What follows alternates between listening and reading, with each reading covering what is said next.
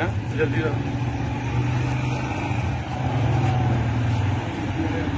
Car चोरी scooter का केड़ा यार क्यों निकल तो भाई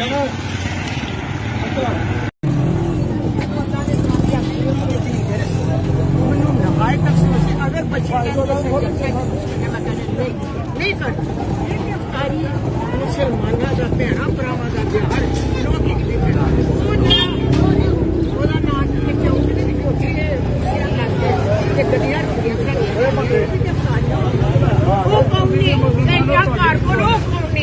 अफतारियां कराने वाले मुसलमान मैं ना ऑफर देना आया तुहानू लोगों को जितनी ड्यूटी आप लोग ये हमारे घर के आगे करते हैं या हमारे दफ्तर जिना हाउस के बाहर करती है पुलिस जो है, मैं आपके महकमे को ये ऑफर करने आया हूँ कि आप मेरा घर और जो मेरा दफ्तर है उसे पुलिस थाना बना दे। वैसे ही वहां आके अपनी मेज कुर्सियां रख के लगा के बैठ जाए। मेरी तरफ से खुली ऑफर है, बजाय आप गली में खड़े रहते हैं, सड़क पे खड़े रहते हैं। उन्हें कहना जी उमर डार ने कहा है कि मेरा घर और मेरा जो जना हाउस है ना उसको मैं वैसे ही पुलिस को दे देता हूँ, आप उसको अपने दफ्तर बना लें, अपनी चौकियां और अपना थाना बना लें उसको, ताकि आप भी बाहर खड़े रहते हैं। आज अफ्तारी है, आप भी आ जाओ। तो ये सूरत हाल बनी हुई है। रोजे में आप लोग भी आके खड़े हुए हैं इधर। चल मैं जरा अस्पताल अभी जा रहा हूँ। जल्दी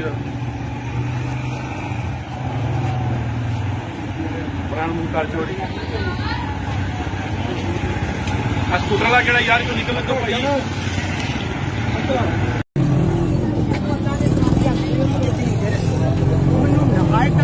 अगर नहीं कर मुसलमाना का भैणा भरावां का त्योहार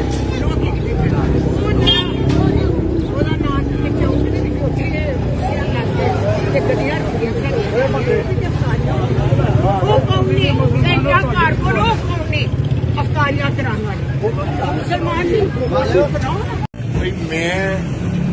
मैं ना ऑफर देना आया तुहानू लोगों को जितनी ड्यूटी आप लोग ये हमारे घर के आगे करते हैं या हमारे दफ्तर जिना हाउस के बाहर करती है पुलिस जो है, मैं आपके महकमे को ये ऑफर करने आया हूँ कि आप मेरा घर और जो मेरा दफ्तर है उसे पुलिस थाना बना दे।